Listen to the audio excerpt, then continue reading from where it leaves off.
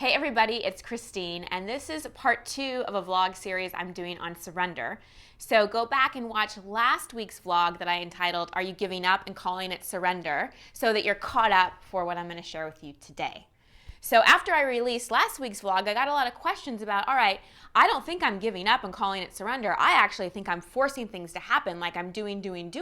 Maybe I need to surrender a little bit. So how do I know when to actually surrender? Well, and this is very, very common. A lot of times we bounce in between giving up, resigning, and maybe calling it surrender, and pushing and forcing things to happen when we're not surrendering at all. So where's the balance? What's the quote-unquote right way? Well, it really is the middle way, somewhere in between giving up and overdoing. I like to call it proactive surrender. And what it is the combination of taking aligned action and practicing observant surrender along the way. So what does this mean, proactive surrender? So the aligned action part is really taking action that's in alignment with your long-term vision.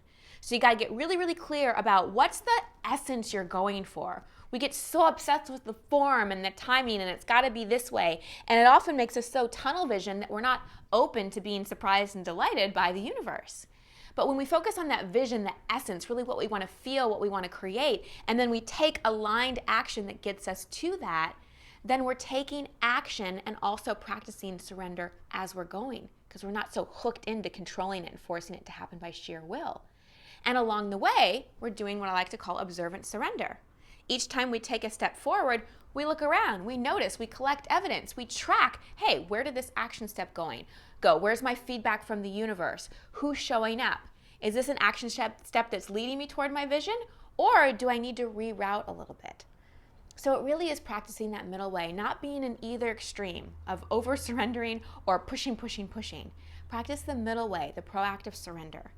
And I'm going to close with a prayer that I love that to me is just like the essence of proactive surrender, which is, God, please put the next step in front of me in a way I can see, understand, and have the courage and willingness to take. So I encourage you to try that prayer on, practice proactive surrender, and remember the middle way. Much love and many blessings. I'll see you next week.